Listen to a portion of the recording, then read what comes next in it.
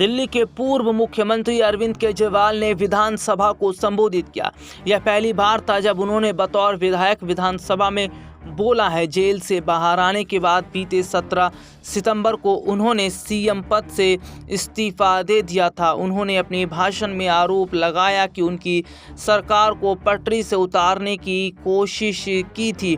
उन्होंने बीजेपी पर हमला बोलते हुए कहा, तुम्हारी पार्टी के 2 लोगों को जेल में डाल दें तो कहीं पार्टी न टूट जाए, लेकिन हमारी पार्टी के नेताओं को जेल में डालने पर भी पार्टी नहीं टूटी। केजरीवाल ने अपने भाषण में बीजेपी पर गंभीर आरोप लगाए।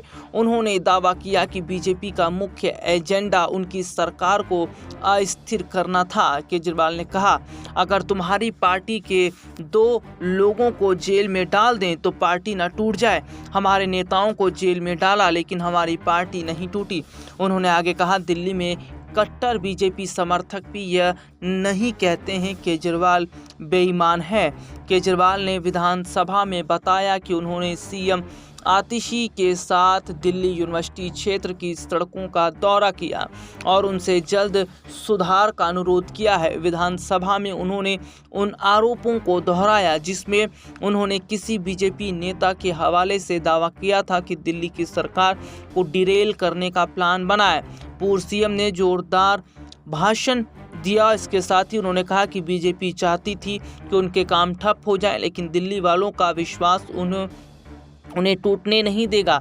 उन्होंने बुजुर्गों की पेंशन और तीर्थ यात्रा की बात की।